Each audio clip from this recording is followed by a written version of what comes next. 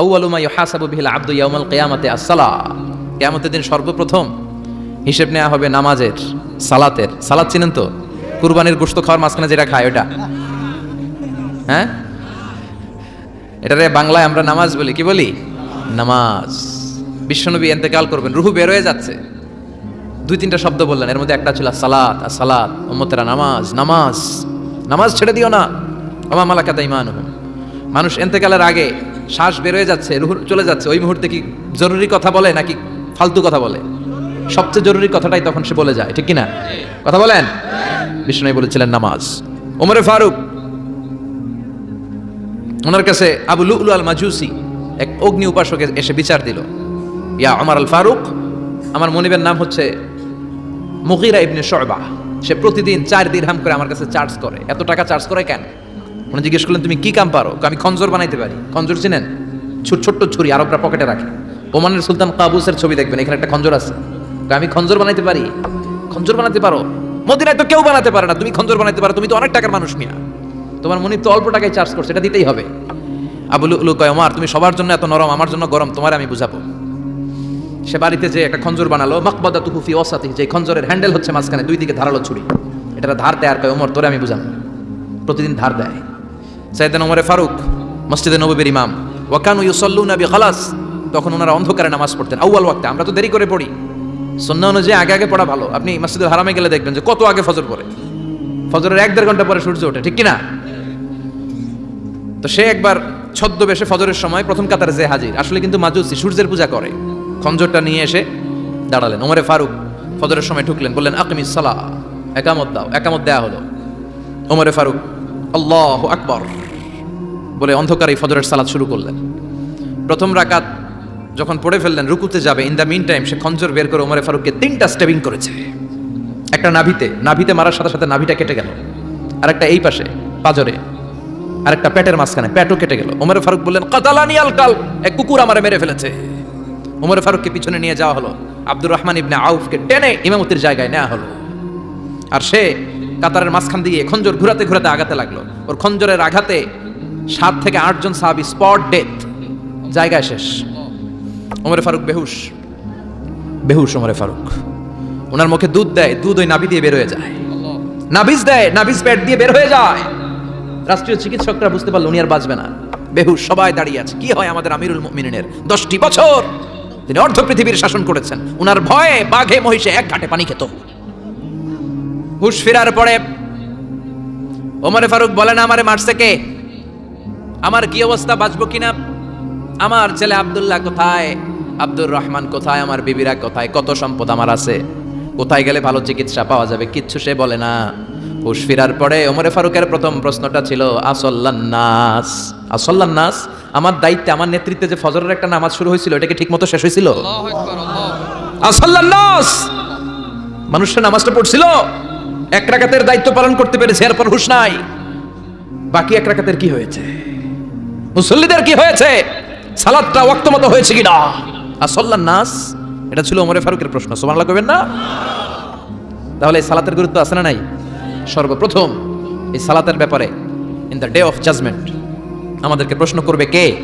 সালাতে কায়েম করো, সালাতে কায়েম করো, হবে সম্মানী তুমি, হবে জান্নাতি তুমি, হবে সম্মানী তুমি, হবে জান্নাতি তুমি, দিবে কাল হাসরে শীতল ছায়া আরশে আজিম, রব্বিয়াল আলা রব্বিয়াল আযীম, রব্বিয়াল আলা রব্বিয়াল আযীম। সুবহানাল্লাহ পড়েন।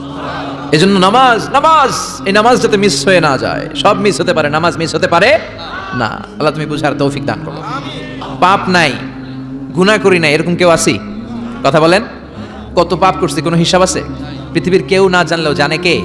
পৃথিবী না জানুক আমি তো জানি, আমি কি পাপ করেছি হায়, আমার পাপের করলে বিচার, বাঁচার আমার নাই উপায়, দয়াময় প্রভু মাফ করো আমায়, মাফ করো আমায়। পড়েন আমিন। আমাদের পাপগুলো ক্ষমা করে কে? চিল্লায় বলেন কে? আল্লাহ ডেকে বলে, গোলাম আমি হলাম গাফিরুয যামব কাবিলুত তাওব, আমার কাজ হলো ক্ষমা করা, আমার কাজ হলো তওবা কবুল করা, শয়তানের কাজ হলো ওয়াসওয়াসা দেওয়া, আমাদেরকে ভুল পথে নিয়ে যাওয়া, আর আমাদের কাজ হলো ভুল করে ফেলা, আল্লাহর কাজ হলো ভুলগুলো মাফ করে দেয়া। আল্লাহ ডেকে বলে, গোলাম তোরা যদি ভুল না করতি, তোরা যদি পাপ না করতি, তোরা যদি অন্যায় না করতি, তোদেরকে ধ্বংস করে দিয়ে এমন একটা জাতি আমি এই দুনিয়ার বুকে তৈরি করতাম যারা সকালবেলা ভুল করে দুপুরে মাফ চাইতো, দুপুরে ভুল করে রাত্রে মাফ চাইতো, আজকে ভুল করে আগামীকাল মাফ চাইতো, আর আমি আল্লাহ গুনাহগুলো তাদের সব ক্ষমা করে দিতাম। ক্ষমা করে দিতে আল্লাহর বড্ড ভালো লাগে। বান্দা আল্লাহর কাছে বারবার চাক, চোখের পানি ছাড়ুক, এটা আল্লাহ পছন্দ করে। চোখের পানির যে কত পাওয়ার আপনি কল্পনাই করতে পারবেন না। অনুশোচনার চোখের পানি চোখ বেয়ে নাকের ডগা পেয়ে জমিনে পড়ার আগেই আল্লাহ এই বান্দারে মাফ করে দেয়। বিশ্বনবী ডেকে বলে, ও আমার উম্মতেরা শোনো, আল্লাহর কাছে দুনিয়ার মানুষদের দুই ফোঁটা পানি সবচেয়ে প্রিয়। এক হলো জিহাদের ময়দানে রক্তের ফোঁটা, দুই হলো অনুতপ্ত বান্দার চোখের পানির ফোঁটা।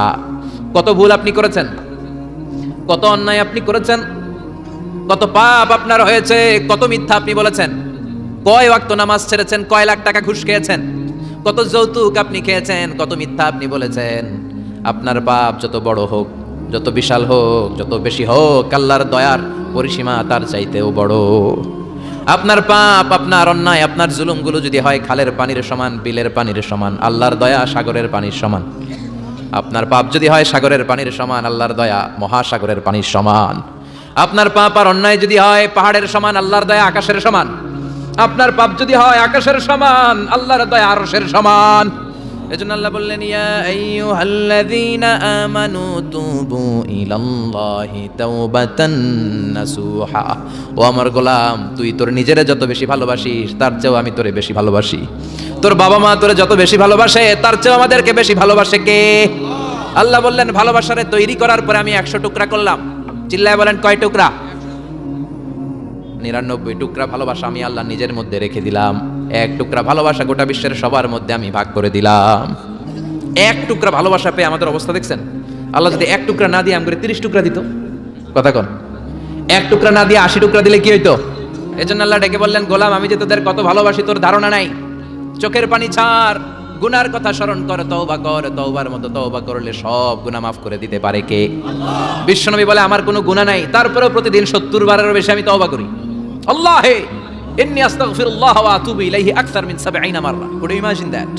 কল্পনা করছেন কোনদিন যে নবীর গুনাহ নাই, ওই নবী তওবা করে প্রতিদিন 70 বার, আকসার 70 বারেরও বেশি।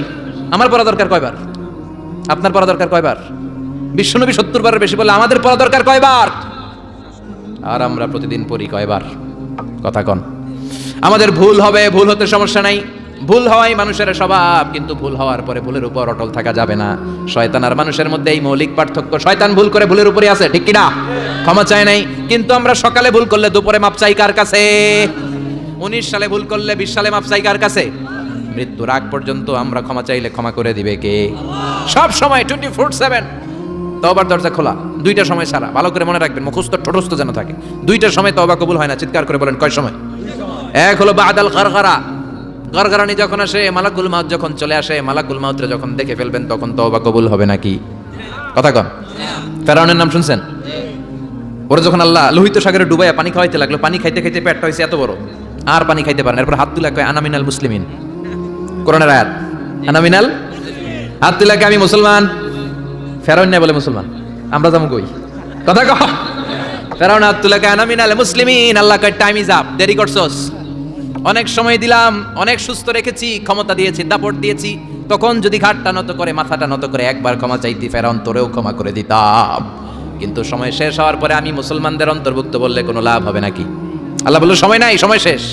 কারণ মুসা আলাইহিস সালামের চাচাতো ভাই অনেক দাওয়াত দিল, জাকাত দে। কারণ কে জাকাত দিব না, এই সম্পদ আমি কামাইছি, আল্লাহ দেয় নাই। মুসা আলাইহিস সালাম বললেন তাহলে আযাবের অপেক্ষা কর। আযাব চলে আসে। আল্লাহ বলেন মুসা সেফ জোনে যাও, সরো, এখনই আযাব। ফাখাসাফনা বিহি ওয়া বিদারিহিল আরদ, পুরো ফাইয়ুমের জমিনটার আল্লাহ কাঁপিয়ে দিলেন, আর কারুনকে সহ পুরো সম্পত্তি তার জামিনের ভিতরে দাবিয়ে দিলেন। হাঁটু পর্যন্ত কারুন দেবে যায়, ভাবছে উঠে যাবে। কোমর পর্যন্ত দেবে যায়, ভাবছে উঠে যাবে। গলা পর্যন্ত যখন দেবে যায় আর সুযোগ নাই। কয় মুসা আমার সব সম্পত্তি তোরে আর তোর আল্লাহরে দিয়ে দিলাম, আমারে বাঁচা, আমারে সব সম্পত্তি তোর আর তোর আল্লাহর, আমারে খালি বাঁচা, চাচা আপন প্রাণ। আল্লাহ বলে সময় শেষ। তার মানে বাদাল গারগারা তওবা কিন্তু আর কবুল হয়? এই হলো একটা। নাম্বার 2, বা'দা তুলু'i শামসি মিন মাগরিবিহা, প্রতিদিন চাঁদোলাতে সূর্য কোন দিক দিয়ে ওঠে? কথা কয় না? পূর্ব দিকে। কিয়ামতের আগ দিয়ে সূর্য আর পূর্ব দিকে উঠবে না, পশ্চিম দিক থেকে উঠবে। যেদিন প্রভাতে পশ্চিম দিক থেকে সূর্য উঠবে, ওই দিন থেকে তওবার দরজাটারে বন্ধ করে দিবে কে? আল্লাহ। তার আগ মুহূর্ত পর্যন্ত জীবনে যত গুনাহ করেছি, অন্যায় করেছি, চোখের পানি ছেড়ে ক্ষমা চাইলে ক্ষমা করবে কে? শয়তান আল্লাহরে চ্যালেঞ্জ দিছে, আল্লাহ তুমি আমারে জাহান্নামে পাঠাবা, আমিও তোমার বান্দা করে লয়ে একসাথে জামাতে ঢুকমু। একা ঢুকবো না, একা যাবো না, তোমার বান্দাদেরকে সবগুলারে জাহান্নামী বানায়া তারপরে ঢুকমু। তোমার চ্যালেঞ্জ দিলাম, একটারও জান্নাতে ঢুকাইতে পারবা? আল্লাহকে তুই আমার চ্যালেঞ্জ দিলি? আমি তো সব রাজার বড় রাজা, মহারাজা, আমার চ্যালেঞ্জ দেশ, এত সাহস পাইলি কই? তুই আজীবন ওয়াসওয়াসা দিয়ে পাপ কাজ করাবি, একদিন তাফসীর মাহফিলে এসে আমার বান্দা ক্ষমা চাবে, আমি মাফ করে দেবো, তুই কি করবি? আজীবন অন্যায় করবে, আজীবন পাপ করবে, জুলুম করবে, একদিন চোখের পানি ছেড়ে আমার কাছে কান্নার মতো কান্না করলে আমি সব গুনাহ মাফ করে দেব। এজন্য আল্লাহ বললেন, ইয়া আইয়ুহাল্লাযীনা আমানু তুবু ইলাল্লাহি তাওবাতান নাসুহা। ভুল করেছো, তওবা করো, মাফ করবে কে? সাইয়েদনা আদম আলাইহিস সালাম ভুল করলেন, দুনিয়ায় এসে শত শত বছর কাঁদলেন, কিন্তু ক্ষমা হয় না। আল্লাহরে বললেন, আল্লাহ কি করলে ক্ষমা পাবো বলো?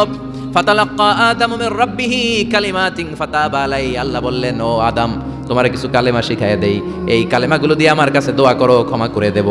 আল্লাহ শিখাইয়া দিলেন, ও আদম, দুই হাত তুলে চোখের পানি ছেড়ে আমার কাছে পড়ো, রব্বানা, পড়েন, রব্বানা যালামনা আনফুসানা ওয়া ইল্লাম তাগফির লানা ওয়া তারহামনা লানাকুনান্না মিনাল খাসিরিন। এটা শিখাই দিয়েছিল আল্লাহ। আল্লাহ, আমি জুলুম করেছি, অন্যায় করেছি, ভুল করেছি, পাপ করেছি, তুমি যদি ক্ষমা না করো, ক্ষমা করার কেউ নাই।